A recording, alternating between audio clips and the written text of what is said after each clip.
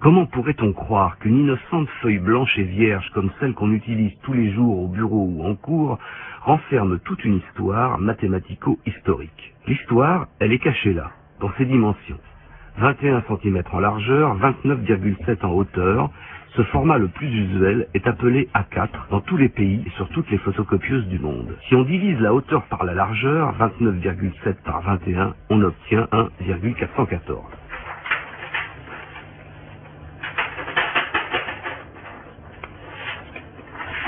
Si on coupe le papier en deux par la hauteur, ses dimensions deviennent 14,85 par 21.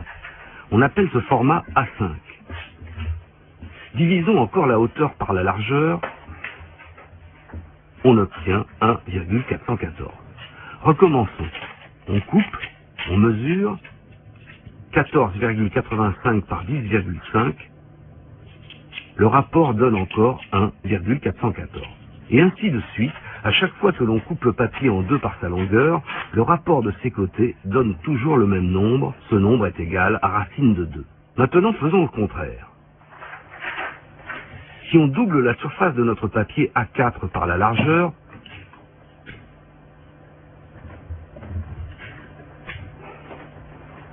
on obtient un nouveau format appelé A3. 42 par 29,7. La division des deux, 1,414. Si on double la largeur A3, on obtient du A2, et ainsi de suite, du A1 et du A0. On s'arrête là, les formats de papier ne vont pas plus loin. Regardons celui-là de près. Comme prévu, le rapport de ces dimensions, 118,8 par 84, donne encore 1,414, mais plus surprenant, sa surface mesure exactement 1 mètre carré. Enfin, soyons précis, exactement 0,99 792 mètres carrés.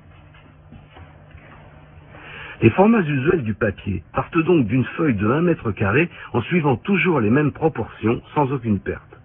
Ce petit prodige d'harmonie aurait été trouvé, dit-on, par Léonard de Vinci. Si Léonard écrivait à l'envers, au moins il calculait à l'endroit.